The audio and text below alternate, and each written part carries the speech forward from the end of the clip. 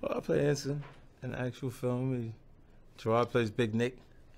Big Nick, head of the regulators, who are a very specific crew from the LA Sheriff's Department, major crimes, who kind of operate with relative impunity. You know, they have their own tattoos, their own hand signs, and, you know, they're not really liked by a lot of other cops, you know, because they really get in about it. And guys like this hate us too. We're there to bring them back. Now, this is not the first time you play a role where it's law enforcement.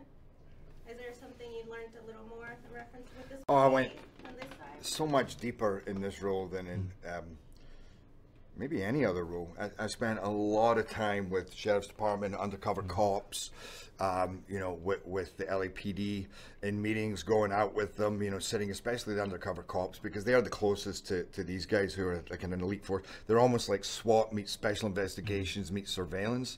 And by the time they get involved, you know, they go deep. They go deep and they go hard. So, I mean, I learned a lot about that psyche and what it takes to really participate in that, and what it takes out of you, what it takes out of your personal life as well.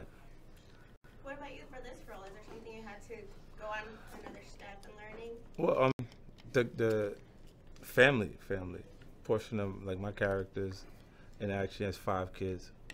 And then you had to kind of be conscious of the point where the teenagers start developing their own social circles, so they're not listening to their parents. And I kind of have a scene where I have to speak to her date instead of her, because she may not necessarily listen to me. Yeah, I hate to be your daughter. I thought you were a good dad. Yeah, it was pretty good. I provided for him. It's just interesting, that world, though, you know, that they have these kids, like, and I have my kids, and yet you look what we both do for a living and how we protect our families from that. You know, what the monsters that the outside world have to see from time to time, and what our families don't see, and what they do see that we think maybe they don't.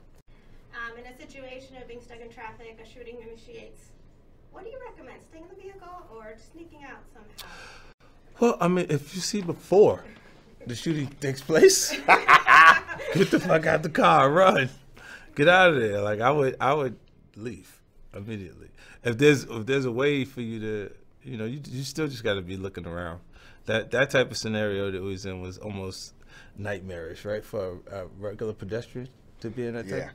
It was a big point for us to make sure that the audience could see that people were getting out there, because otherwise there'd have been no living that down, cops being so irresponsible. Right. To, you know, so you see us literally like, get out, get down, get out, get down. But most people get out, and it's very funny watching it.